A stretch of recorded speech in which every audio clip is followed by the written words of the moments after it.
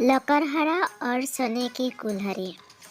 एक बार की बात है कि एक गांव में एक लकड़हारा रहता था जो जंगल में कड़ी मेहनत करता था और अपना और अपने परिवार का पालन पोषण करने के लिए लकड़ियाँ बेचता था।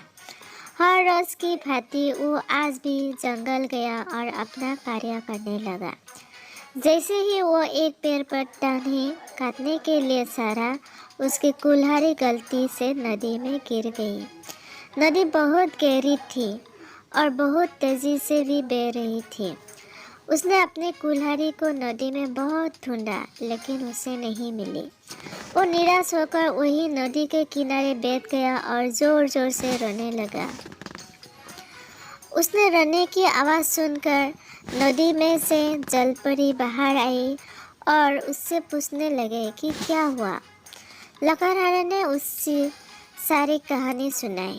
सारी बात सुनकर जलपरी ने कहा कि मैं तुम्हारी कुल्हाड़ी नदी में से ढूंढने की कोशिश करती हूँ।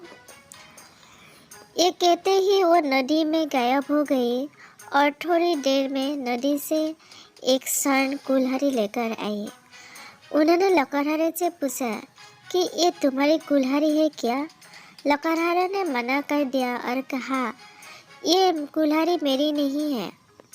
ये सुनकर जलपरी फिर से गायब हो गई और अब की बार एक चांदी की कुल्हाड़ी अपने साथ वापस लेकर आई। लेकिन लकड़हारा ने फिर से मना करते हुए कहा कि ये कुल्हाड़ी भी मेरी नहीं है।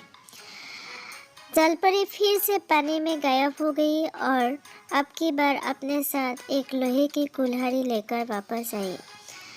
लोहे की कुल्हाड़ी देखते ही लकड़हारे ने मुस्कुराते हुए कहा कि हे देवी, ये कुल्हाड़ी मेरी है, कृपया कर इसे मुझे दे दीजिए। जलपरी ने लकड़हारा की ईमानदारी से बहुत प्रभावित हुए और उन्होंने उसे स्वर्ण और चांदी दोनों कुल्हाड़ी उपहार में दे दी। लकड़हारा बहुत खुश हुआ और तीनों कुल्हाड़ी लेकर अपने घर वापस लौट गया।